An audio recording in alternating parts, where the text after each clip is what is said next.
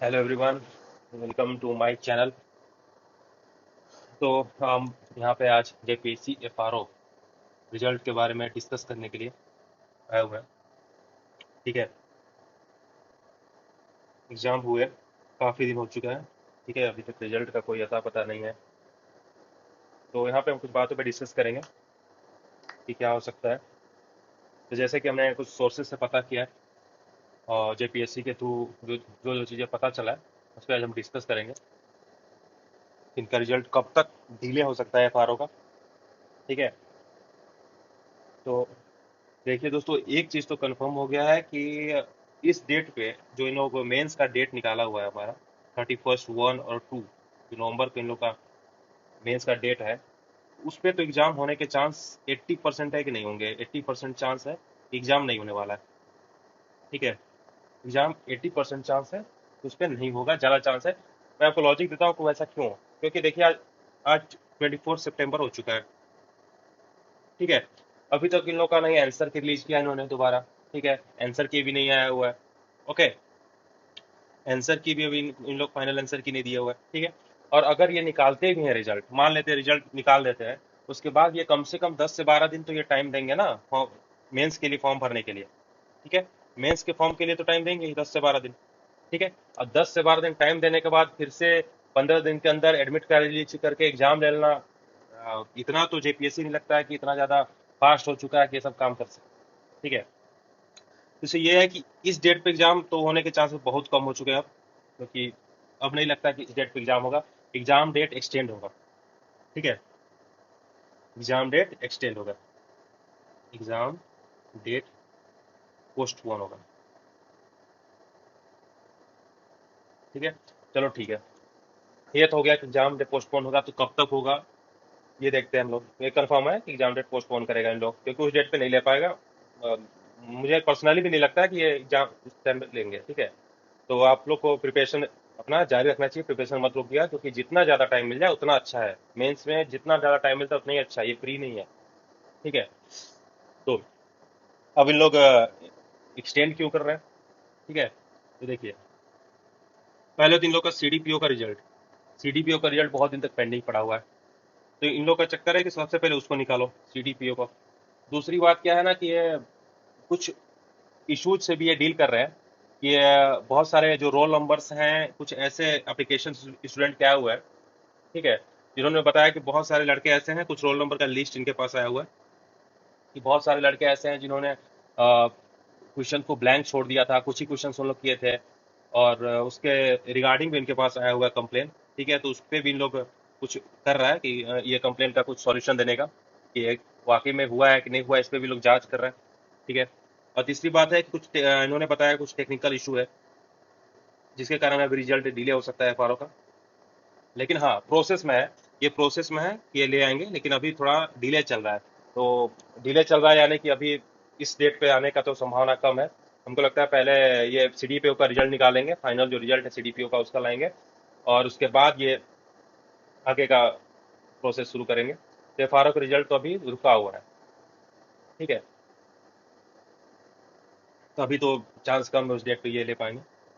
ठीक है, तो ये तो हो गया कि अभी रिजल्ट डिले होगा, उस डेट पे नहीं हुआ, ये कंफर्म है।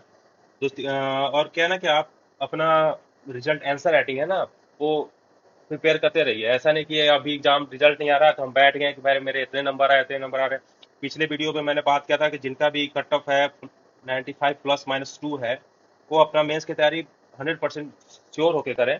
क्योंकि अगर उनका रिजल्ट आ गया ना तो वो डिले हो जाएगा तो बहुत दिक्कत हो जाएगा, फिर बाद में आपको इतना टाइम नहीं मिलेगा। और जेपीएससी बिल्कुल भी टाइम नहीं देगी, क्योंकि अगर वो डेट डिले कर रहा है ना तो बिल्कुल भी आपको टाइम नहीं देने वाला है। 1 मंथ टाइम दे दे बहुत दे देगा, 1 मंथ में आपको प्रिपेयर करा के एग्जाम लेगा। और यहाँ सिर्फ ईवीएस ऑप्शनल की बात नहीं है, ऑप्शनल तो कर रहा हूँ, ईवीएस ऑप्शनल की बात नहीं है, जीएस पेपर भी जो 100 मार्क्स कवर करता है। ठीक है, तो उसको भी हमें लेके चलना है। तो वो लोग उसको प्रिपेयर नहीं करेंगे कि हाँ कर लेंगे बाद में, तो उसे भी आप प्रिपेयर करते चलो। ठीक है, ईवीएस ऑप्शनल जो भी है जिनका, वो तो कर ही रहे हैं। तो आप आंसर राइटिंग करते रहो, नोट्स बनाओ, खुद के नोट्स बनाओ।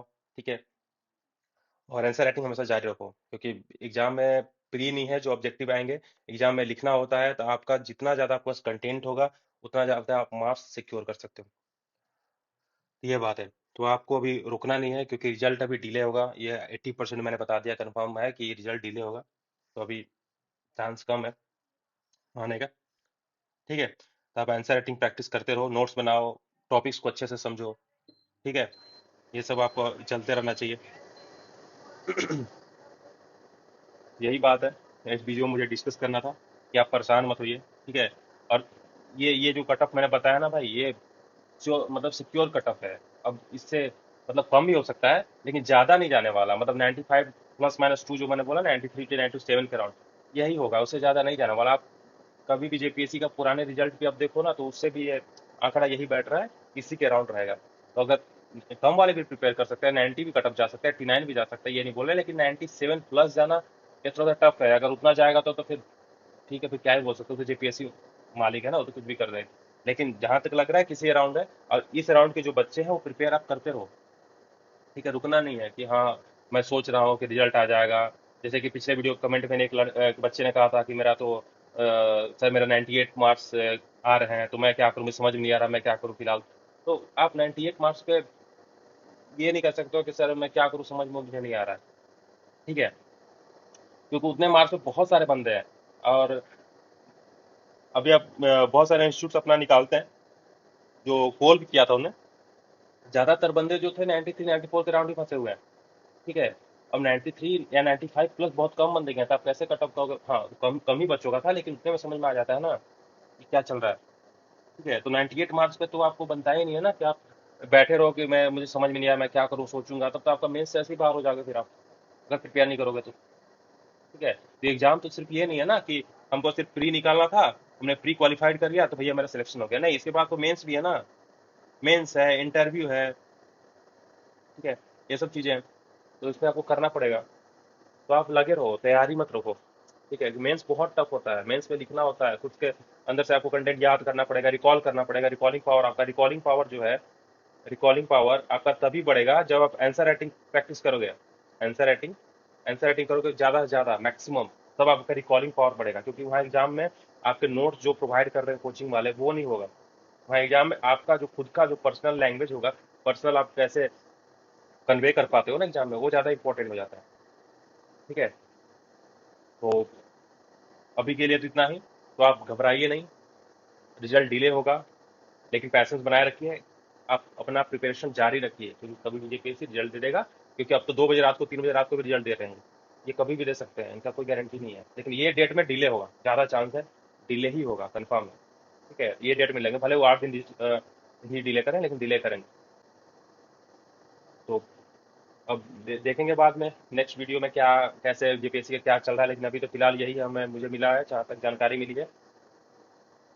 तो मेरे चैनल को सब्सक्राइब कीजिए, ताकि मैं आपको अपडेट करता रहूँ कि कब जेपीएस रिजल्ट के बारे में या डिफरेंट डिफरेंट ईवीएस ऑप्शन के बारे में मैं बताता हूँ कुछ कुछ चीज़ें, कि कैसे लिखना है, क्या करना है, वो सब भी वीडियो आते रहेंगे।